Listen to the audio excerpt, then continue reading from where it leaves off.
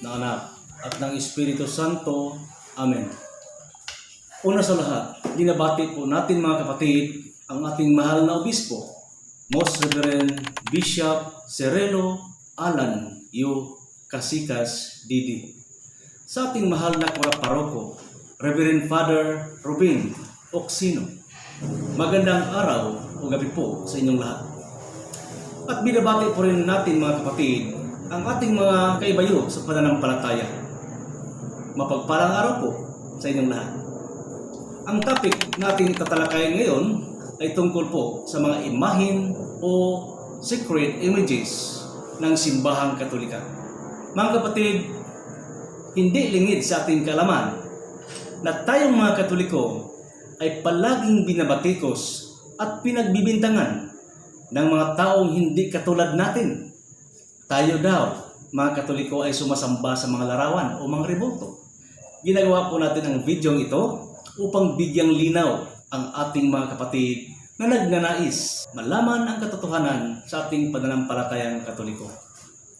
Una, dahil tayo inakusahan ng pagsamba ng mga larawang inanyuan o mga rebulto, alamin po natin ang kahulugan o meaning ng salitang pagsamba o worship ayon sa turo ng banal na kasulatan at ng Santa Iglesia.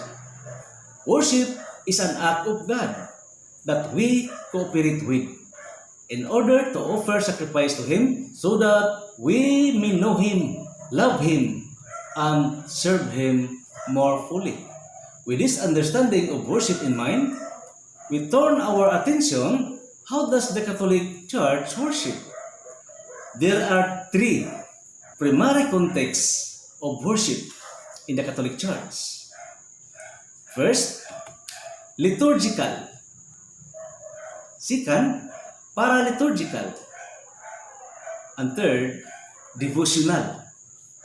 Nating mababasa sa Sacrosanctum Concilium number 14. Catholicism and Protestantism have a different understanding of the word worship. Protestants believe that worship automatically equates to the adoration of God, whereas Catholicism follows the biblical understanding of worship, wherein it is a general term that have three distinct actions. Una, latria, an act of adoration or worship due to God alone, the Holy Trinity, including the Blessed Sacrament. This is what Catholics do during the Holy Mass. Dahil alam po ng simbahang Katolika ang utos ng Diyos na siya lamang ang sasambahin. Ayon sa Exodo, Kapitulo 20, versikulo 3 hanggang 5. Pangalawa, hyperdulia, an of respect or veneration towards the Virgin Mary. Nating mababasa sa Luke chapter 1, verse 48. At ang pangatlo, dulia, an of respect towards the saints, sa mga taong banal na nabubuhay at nakipaglaban alang-alang sa kanilang pananampalataya sa ating Panginoong Diyos at sa ating Panginoong Hesukristo. Na ating mababasa sa Romans chapter 13, verse 7. Yan po ang three distinct actions of worship. Worship is a general term that have three distinct actions. Nagets po ba natin mga kapatid? Ngayon, balikan natin ang tanong. Ipinagbabawal ba ng Diyos ang paggawa ng mga larawan na ayon sa kanyang kalooban at kapurihan? Hindi po mga kapatid, hindi po. Basahin po natin ang mga sumusunod na talata. Exodo Kapitulo 25, versikulo 18 hanggang 22. Lalagyan mo ng dalawang kirubing ginto ang dalawang dulo nito. Ihinang mo ang mga kirubin upang ito at ang luklukan ng awa ay maging isang piraso. Gawin mong magkaharap ang dalawang kirubin na parehong nakatango at nakabuka ang mga pakpak na nilukuban ang luklukan ng awa. Ilalagay mo ito sa ibabaw ng kaban ng tipan na kinalalagyan ng 2 tapyas na bato ng kautosang ibinigay ko sa iyo. Doon tayo magtatagpo sa luklukan ng awa sa pagitan ng 2 kirubin. Doon ko ibibigay sa iyo ang kautusan ko sa mga Israelita. Maliwanag po yan, mga kapatid. Hindi po ipinagbabawal ng Diyos ang paggawa ng mga larawang inanyuan kung ito'y ayon sa kanyang kalooban. Dito nga, ang Diyos nga mismo ang nag-utos nito. So, paanong ipinagbabawal ng Diyos? Absolutely, ang mga larawang inanyuan. Hindi po ganun, mga kapatid, ang ibig sabihin noon. Basahin po natin ang unang Kronika, Kapitulo 28, versikulo 18 hanggang 19. Itinakda rin niya ang timbang ng purong ginto para sa altar na sunugan ng insenso, pati ang plano at gintong gagamitin sa karwahe ng mga kirubin na ang mga pakpak ay tumatakip sa kaban ng tipan ng Panginoong Diyos. Sinabi ni David, ang lahat ng ito ay nasa plano na ginawa ayon sa utos ng Diyos na siyang kailangang isagawa. At dito naman, mga kapatid, sa unang hari, Kapitulo 6, versikulo 29 hanggang 32, ating mababasa na ang buong templo ay punong-puno ng mga larawan. At dito naman sa Hebro, Kapitulo 9, versikulo 5, ay ganito po ang ating mababasa. At sa ibabaw ng kaban ng tipan ay may mga kirubin na nagpapakitang naroon ang Diyos. Naliliman ng mga pakpak ng mga kirubin ang luklukan ng awa. Ngunit ito'y hindi namin ipapaliwanag ng isa-isa sa ngayon. So dito, mga kapatid, hindi lang sa Old Testament, no? Binabanggit din sa Bagong Tipan ang mga larawang inanyuan ng mga kirubin. Dito, mga kapatid, makikita po natin ang kapangyarihan ng Diyos sa pamamagitan ng kanyang ipinagawang larawan ng kaban ng tipan kay Moises. Kung atin pong babasahin ang Joshua, Kapitulo 6, versikulo 4 hanggang 7, at ang buong chapter 6, makikita po natin kung anong kapangyarihan ang ginagawa ng Diyos at daladala ng mga tao ang imahin ng mga kirubin na nasa ibabaw ng kaban ng tipan. Inilibot po nila iyon sa buong lungsod bilang hudyat. At sa verse 16, ganito po ang ating mababasa. Joshua, Kapitulo 6, versikulo 16. Sa ikapitong libot, hinipan ng mga pari ang mga trumpeta at inuutos ni Joshua sa mga tao, sumigaw na kayo, sapagkat ibinigay na sa inyo ng Diyos ang lungsod. Kita niyo na, mga kapatid, ginagawa nilang representasyon ng Diyos ang mga imahin na nasa kaban ng tipan. Pinoprosesyon nila iyon, pinaikot-ikot sa buong lungsod, mga kapatid, ang kaban ng tipan na naroon yung 2 imahin ng kirubin. Sa makatuwid, hindi po ipinagbabawal ng Diyos ang paggawa ng mga larawan kung ito'y ayon sa kalooban at kapurihan ng Diyos. Amen po ba, mga kapatid? Meron kasing 2 uri ng mga larawan na binabanggit ang Biblia. At yun ang hindi sinasabi ng mga kapatid nating nasa ibayong pananampalataya. Hindi po sila nagsasabi ng totoo, mga kapatid. Hindi po nila binabasa sa kanilang mga membro at sa mga tao. Yung mga larawan, itong mga larawan na ipinahintulot ng Diyos, hindi po nila babasahin ito, mga kapatid. Dahil gusto nila palitawin na tayong mga Katoliko ay sumasamba nga sa mga larawang inanyuan na ipinagbabawal ng Diyos. Bueno, mga kapatid, upang malaman at maunawaan ninyo kung sino ba itong mga ipinagbabawal ng Panginoong Diyos. Dalawa kasi itong uri, no? Dalawang uri ng mga larawang binabanggit ang Biblia. Una, yung mga larawang ipinagbabawal. Pangalawa, yung mga larawang ipinahintulot ng Diyos dahil ayon po iyon sa kanyang kalooban at kapurihan, no? Ibig sabihin po mga kapatid, tayong mga tao, huwag tayong gagawa na hindi inuutos ng Diyos. Huwag tayong gagawa sa sarili nating kakayahan, no? Na huwag natin isali ang Diyos na tagapaglikha ng mundo.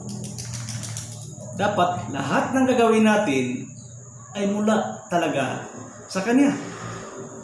Yun po ang kalooban ng Diyos. Kaya galit po ang Diyos kapag ang tao ay wala ng respeto sa Kanya, no? Gumagawa na sa sarili niyang kakayahan at kagustuhan. Basahin po natin mga kapatid. Ipakilala po natin sa inyo itong mga larawan ng mga Diyos-Diyosan na ipinagbabawal ng Diyos ayon sa Biblia. Una, itong si Amon, an Egyptian god, natin mababasa sa Jeremias Kapitulo 46, versikulo 25. Si Amon, Diyos po ito ng mga Ehiptohanon. Pangalawa, si Asira, the goddess of motherhood and fertility in the ancient Semitic religion.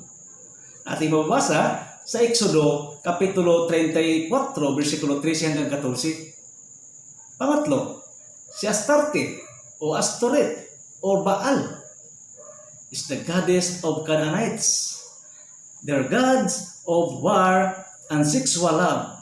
Natin mababasa sa Judges chapter 2, verse 10 to 13. Pang-apat, itong si Dagon, the god of Philistine. Natin mababasa sa Judges chapter 16, verse 23. At sa Joshua chapter 19, verse 27. At sa Isaiah chapter 5, verse 2 to 7. Panglima, itong si Molok or Molek has been referring to a Canaanite god.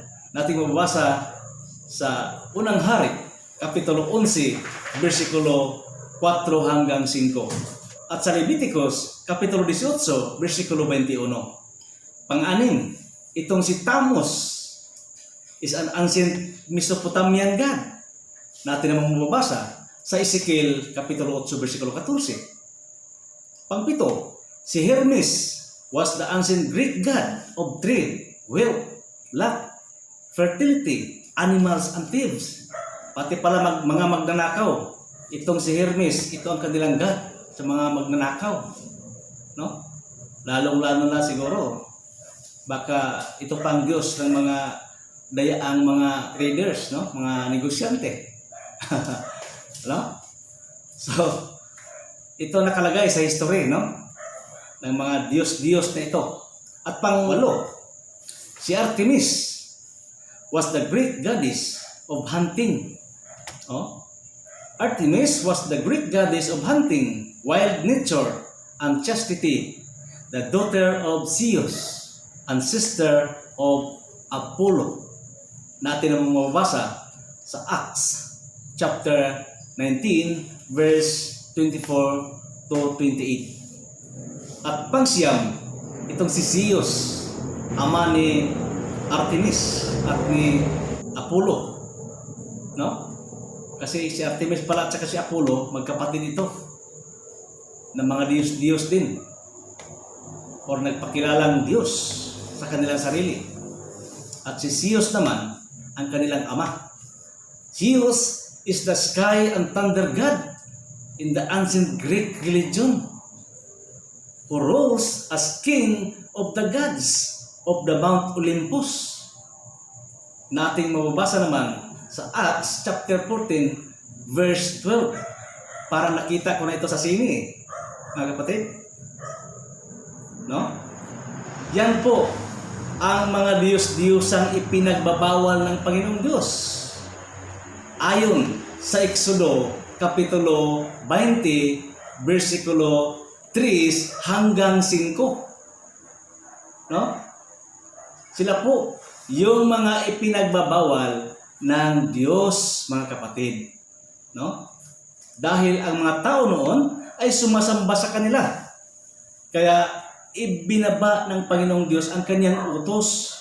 Huwag silang sasambahin. Maliwanag po ba yan, mga kapatid? Huwag po tayong maniniwala sa mga huwad na tagapangaral di umano ng mga salita ng Diyos. Dahil ang pakay lamang po nila ay ililigaw po kayo mula sa katotohanan. No? Gusto lang po ng dyablo na hilain kayo palayo sa Panginoon. Bakit? Kasi kapag nahiwalay na kayo sa Santa Iglesia at doon na kayo umanib sa mga siktang tatag lamang ng tao, wala na po kayo roong communion of the saints, communion with God, communion with Christ. Wala na po kayo doon kasi wala po kayong misa doon. No? Hindi na po kayo makareceive ng Holy Communion, ng Blessed Sacrament, katawan na buhay ng ating Panginoong Hesukristo. No? Wala pong misa doon. Kung mayroon man silang parang communion, yung biskwit, hindi po yun bliss, hindi po yun sacred. Ordinary bread lang po yun. Hindi po yun katawan ng Panginoon ayon sa kanyang institusyon sa Holy Mass during Last Supper. No? Wala pong bisa yun. No? Pangalawa, mga kapatid, ipakilala po natin sa inyo itong mga larawang ipinapahintulot o inutos ng Diyos ayon sa kanyang kalooban at kapurihan. No? Ulitin po natin, ayon sa kanyang kalooban at kapurihan. Hindi po ito ipinagbabawal ng Diyos. Dahil ginagawa ito ng mga tao ayon sa kalooban at kapurihan ng Diyos. Ang Diyos mismo ang pinupuri sa pamamagitan ng mga taong banal. No? Like example, sa Old Testament, yung kerubin o mga anghel. Nating mabasa sa Exodo, Kapitulo 25, versikulo 18 hanggang 22. Mga larawan ng tao at hayop. Nating mabasa sa Ezekiel, Kapitulo 41, versikulo 17 hanggang 20.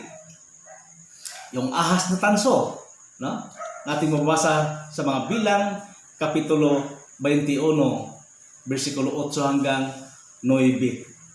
At ganito nga ang sagot ng Panginoon. Gumawa ka ng isang ahas na tanso. Ilagay mo ito sa dulo ng isang mahabang kahoy. Sinumang natuklaw ng ahas at tumingin doon ay hindi mamamatay. Ganon ang ginawa ni Moises. Kaya lahat ng natuklaw ng ahas ay tumingin sa ahas na tanso at hindi nga namamatay. Yan po, mga kapatid, kahiwaga ang gawa ng Diyos. No? Kung ito'y kaniyang pinagkalooban at kapurihan. No? Lumako tayo sa New Testament. Itong crucifix with Jesus Christ. No? Nating mababasa sa John chapter 3, verse 14 to 15. At kung papaanong itinaas ni Moises ang tansong ahas doon sa ilang, gayon din naman, kailangang itaas ang anak ng tao upang ang sinumang sumampalataya sa kanya ay magkaroon ng buhay na walang hanggan. Yan po kahiwaga ang banal na krus ng ating Panginoong Hesukristo na nandoon po siya nakadipa o ginawan po yan ng simbahan ng imahin, malaking imahin, kagaya ng Nazarene. No? Upang hindi mawala sa isipan ng lahat ng henerasyon kung papaano nagpasakit ang Panginoong Hesukristo sa cross, namatay, at kung papaano siya muling nabuhay. Yun po. Dinidemonstrate po yan sa isang imahin, mga kapatid. Upang pagtingin sa lahat ng henerasyon sa imaheng yan, maalala po nila kung papaano iniligtas ng Panginoong Diyos ang sanlibutan. Amen po ba, mga kapatid? Yan po ang katotohanan. At kagaya rin ng imahin ng ating mahal na Birheng Maria. Dahil ang mahal na ina ay kasama po sa plano ng Diyos sa pagligtas ng sangkatauhan. Kasama po ang ating mahal na ina, Birheng Maria, sa plano ng Diyos sa pagligtas sa atin. No? Mother Mary is the Ark of the New Covenant. Alam niyo po ba kung bakit? Dahil dala-dala po ni Mama Mary sa kanyang sinapupunan ang salita ng Diyos. Sino po ang salita ng Diyos? Walang iba, ang ating Panginoong Hesukristo. Yan po, mga kapatid. Kaya ang ating mahal na Inang Maria ay tinatawag po nating mga Kristiyano ng the Ark of the New Covenant. Kung sa Old Testament, pinagawa ng Panginoong Diyos si Moises ng kabanang tipan. Ang purpose po noon, lalagyan po yon ng kautusan ng Diyos. O yung tapyas na bato na may naka-ukit na dalawang kirubing anghel o dalawang kirubing. Yun po ang the Ark of the Covenant in the Old Testament. But in New Testament, there is Ark of the New Covenant. Ang mahal natin, Inang Birhen Maria. Kaya po, tayong mga Katoliko, ay binibigyan po natin siya ng nararapat na paggalang at pagrespeto bilang ina ng ating Panginoon. Nagtaka po ako, mga kapatid, o kahit kayo, baka nagtaka rin po kayo, ng ating mga kapatid na hiwalay sa pananampalataya, ay grabe, no? Intense kung makapagpuri sa Panginoong Hesus. Lord Jesus, praise God, hallelujah, praise the Lord. Subalit, galit sa ina ng Panginoong Hesukristo na kanilang pinupuri at sinasamba pa. Saan po ang hustisya diyan? No? Pwede ba yan in reality, mga kapatid? Sinasamba, pinupuri mo ang isang hari, ang isang Diyos ng buong universe. Subalit, galit ka sa kanyang inang reyna. Maaari po ba yun in reality? Hindi po. Sino po ang pwedeng gumawa noon, mga kapatid? Pagpalagay natin in realidad, kahit sa ating kasaysayan, mayroong isang hari. Ginagalang ng lahat ng kanyang nasasakupan bilang hari. Subalit, galit ka sa kanyang ina. Hindi ka kaya papugutan ng ulo. Hindi ka kaya paparusahan agad ng hari. In reality, mga kapatid, hindi talaga yan pwede. Hindi yan pwedeng gawin o maaring gawin ng isang taong may normal na pag-iisip.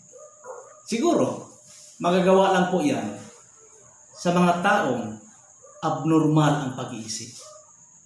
Puri ng puri sa Panginoong Hesus, pero galit na galit sa ina ng kanilang pinupuri at kinikilalang Diyos. Hindi po yon maaari, mga kapatid. Isa po yung kalukuhan at kahipokrituhan. Ipagdasal po natin sila, mga kapatid. Sana po, balang araw, maliwanagan po sila. At kagaya ng iba pa, maraming iba na bumalik sa tunay na inang Santa Iglesia. So dito naman tayo sa pagluhod sa harap ng mga ribulto. Ibig po ba nilang sabihin na kapag lumuhod ang isang tao, ay sumasamba na ito? Hindi po ganoon, mga kapatid. Kagaya na lang ng isang senaryo ito. Merong napaluhod dahil nadapa. Ibig po ba nilang sabihin na sumasamba po ang taong iyon sa kalsada?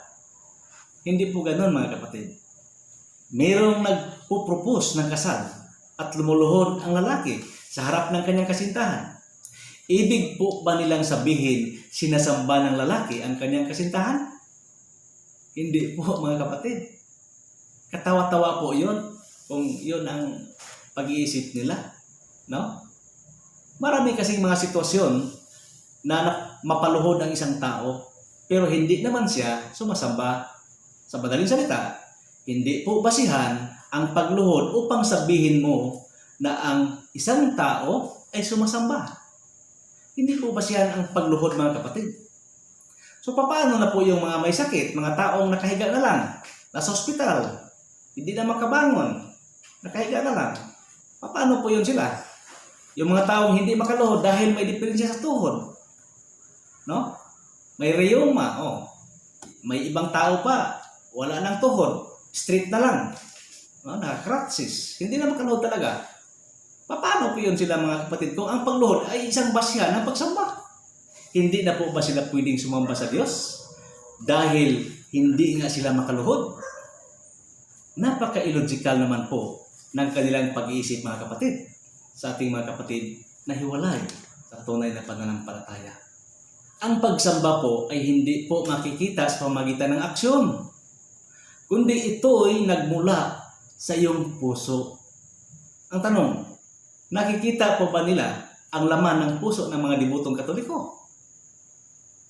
Upang sabihin nilang ito'y sumasamba sa mga deboto, kahoy at simento. Di ba po mga kapatid? Napaka-illogical po yan.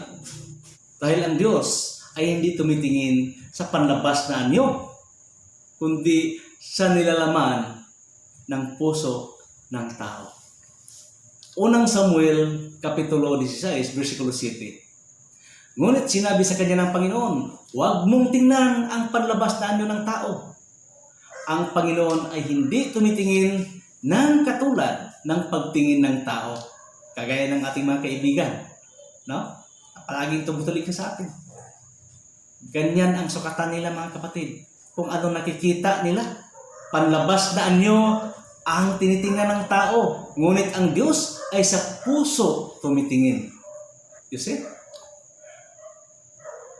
Ito po kasi mga kapatid dating ito, tuligsa ng tuligsa, saway ng saway, hindi po nakaunawa ng kanilang ginagawa. Yan po. Walang pagninilay sa sarili. No? Basahin po natin ang San Juan Kapitulo 7, versikulo 24. Huwag kayong humatol batay sa inyong nakikita, kundi humatol kayo ayon sa nararapat. Ano po bang ibig sabihin sa nararapat dito mga kapatid? Ang nararapat po ay hindi nga tayo sumasamba sa mga larawang inanyuan at mga rebolto. Yun po ang nararapat at ang katotohanan. Sila lang naman ang pilit na ipinaangkin sa atin na tayo raw ay sumasamba sa mga iyan. Hindi po tayo bobo mga kapatid, hindi po ba? Na sumasamba sa kahoy, bato at siminto. No? Kung sila, noong sila Katoliko pa, sinasamba nila ang mga iyan, ay hindi nga sila isang matinong Katoliko noon. Sila po yung mga pasaway na Katoliko. Kung yan ang kanilang iniisip noon. Kaya sila umalis. No? Hindi po sila naging matinong Katoliko noon. Basahin po natin ang San Lucas, Kapitulo 16, versikulo 15. Kaya't sinabi niya sa kanila, nagpapanggap kayong matuwid sa harap ng mga tao. Ngunit alam ng Diyos ang nilalaman ng inyong mga puso, sapagkat ang itinuturing na mahalaga ng mga tao ay kasuklam-suklam sa paningin ng Diyos. Yan po mga kapatid, ang palagi nilang ginagawa. Nagbibintang sila sa atin ayon sa kanilang nakikita. No? Basahin po natin muna itong Jeremiah, Kapitulo 17, versikulo 10. I, the Lord, search the heart and test the mind, to give every man according to his ways, according to the fruit of his deeds. Malinaw mga kapatid na ang Diyos hindi tumitingin sa panlabas na anyo. No? Hindi po binabase ng Panginoon ang pagsamba sa pamagitan ng aksyon ng tao. Praise the Lord! Hallelujah! Hallelujah! Grabing aksyon mga kapatid. Pero hindi naman nila naunawaan ang kanilang mga ginagawa. Na sila pala'y malayong malayo na mula kay Kristo at sa kanyang katawan, ang Santa Iglesia. Basahin po natin ang unang Pedro, Kapitulo 3, versikulo 4. Sa halip, pagyamanin ninyo ang kagandahang nakatago sa inyong puso. Ang kagandahang walang pupas, na likha ng maamo at mapayapang diwa, na lubhang mahalaga sa mata ng Diyos. You see? Kita niyo na mga kapatid? So ngayon, kasalanan ba ang pagluhod sa harap ng mga larawan at mga ribulto ng mga banal? Hindi po mga kapatid. Hindi po. Basahin po natin ang Daniel, Kapitulo 2, versikulo 46 hanggang 47. Yumukod si Haring Nabucodonosor, nalapat ang mukha sa lupa at nagbigay galang kay Daniel. Pagkatapos inutos niya ang handugan ito ng insinso at iba pang alay. Sinabi niya kay Daniel, tunay na ang Diyos mo ang pinakadakila sa lahat ng mga Diyos at Panginoon ng mga hari. Siya ang tagapahayag ng mga hiwaga, kaya naipahayag mo ang hiwagang ito. Kita niyo na mga kapatid, yumukod ang hari sa harap ni Propeta Daniel bilang tanda ng paggalang sa propeta ng Diyos. Hindi upang ito'y sambahin. Hindi upang ito'y sambahin mga kapatid. So ngayon, dito naman tayo sa New Testament. Basahin po natin ang mga gawa, Kapitulo 16, versikulo 29 hanggang 31. Humingi ng ilaw ang bantay, patakbong pumasok at nanginginig na nagpatira pa sa harapan ni San Pablo at Silas. Sila ay inilabas niya at sinabi, mga Ginoo, ano pong dapat kong gawin upang ako'y maligtas? Sumagot naman sila, sumampalataya ka sa Panginoong Hesus at maliligtas ka, ikaw at ang iyong buong sambahayan. Mga kapatid, malaki po ang kaibahan ng pagsamba ng mga Katoliko at ng mga Protestante. Mga kapatid, mag-recap po tayo. The worship of the Catholic Church is have superlative degrees. Una, veneration, reverence, act of respect. Ito po yung tinatawag nating dulya. Pangalawa, special veneration properly given to the Virgin Mary only. Ito po yung tinatawag nating hyperdulya. At pangatlo, adoration, the supreme worship allowed to God alone, the Holy Trinity, including the Blessed Sacraments. Ito po yung tinatawag nating latria. Latria. Okay? May natutunan po ba tayo, mga kapatid? Sana po mayroon. Ngayon, balikan po natin ang kanilang mga paratang sa atin gamit ang talata ng Exodo, Kapitulo 20, versikulo 3 hanggang 5. Ano po ba ang subject at konteksto ng pagbabawal na ito? Exodo 20, Kapitulo 3 hanggang 5. Huwag kang sasamba ng ibang Diyos maliban sa akin. Ito po yung subject, mga kapatid. Huwag kang sasamba ng ibang Diyos maliban sa akin. Verse 4, huwag kang gagawa ng imahe ng anumang nilalang na nasa langit, nasa lupa, o nasa tubig upang sambahin. Ito naman po ang konteksto ng talata.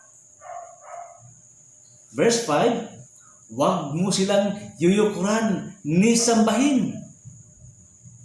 Ito rin po ang konteksto ng mga talatang ito. Sapagkat akong si Yahweh na inyong Diyos ay mapanibughuing Diyos. Ang kasalanan ng inyong mga magulang ay sisingilin ko sa kanilang mga anak hanggang sa ikatlo at ikaapat na salinlahi. Ito naman po mga kapatid, yung resulta ng paglabag sa unang utos ng Diyos na huwag sasamba sa ibang mga Diyos ayon sa talata 3 ng Exodo. Para po sa kalaman ng mga kaibigan nating hiwalay sa tunay na pananampalataya, ang pagkilala po ng mga Diyos-Diyosan ay hindi sa pamamagitan ng mga larawan dahil maliwanag po ang sabi ni San Pablo tungkol sa mga Diyos-Diyosan. Basahin po natin ang unang Korinto, Kapitulo 8, versikulo 4.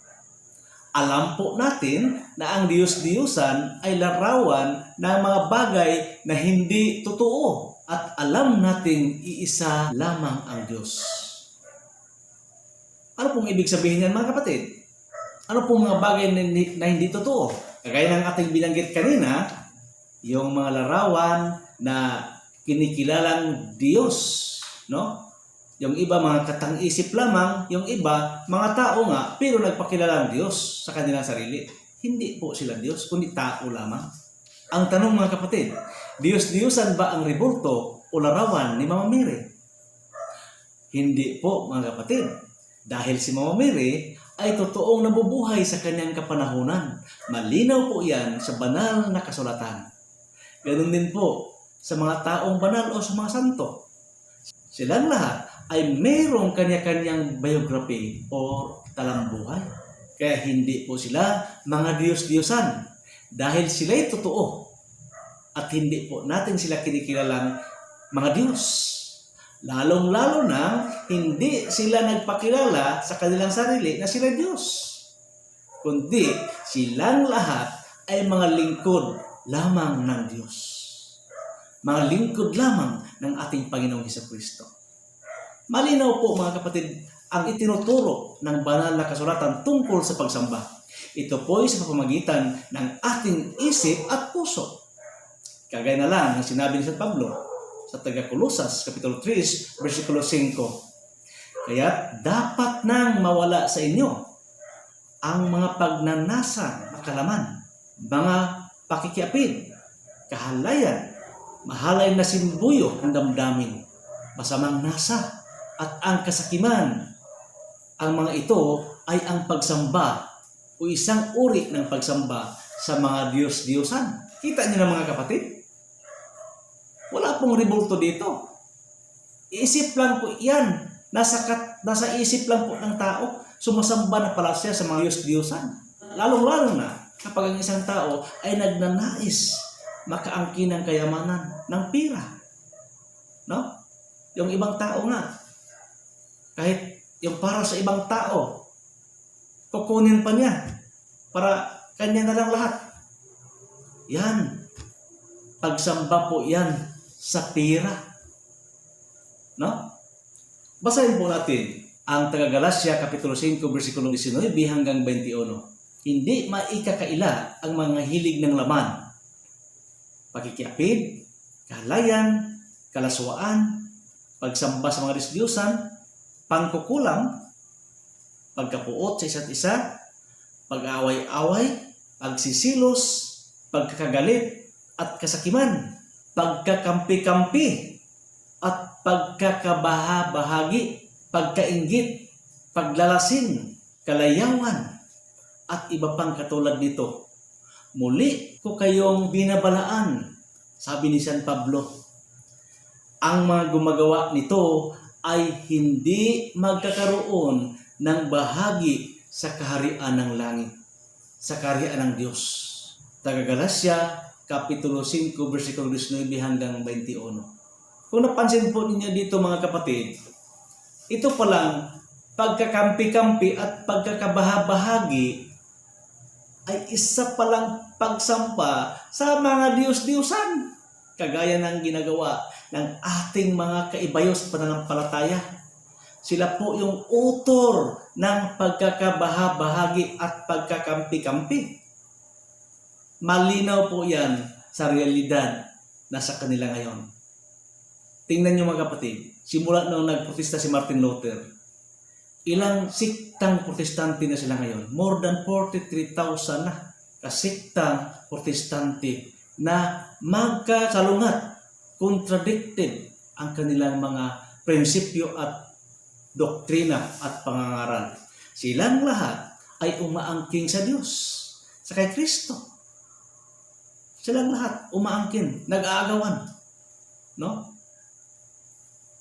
Maliwanag po mga kapatid, dito sa talatang ito, sila pala yung sumasamba sa mga Diyos-Diyosan. Gusto lang nila tayong lituhin at linglahin. Yun po ang katotohanan mga kapatid. Malinaw po ang doktrina ng simbahan Katoliko sa usaping ito. Ito po ang opisyal doktrina ng simbahan. Catechism of the Catholic Church, number 2132. The Christian veneration of images is not contrary to the first commandments, which prescribes idols. Indeed, the honor rendered to an image passes to its prototype, and whoever venerates an image venerates the person portrayed in it. The honor paid to sacred images is a respectful veneration, not the adoration due to God alone. Religious worship is not directed to images in themselves, considered as mere things, but under the distinctive aspect as images leading us unto God incarnate.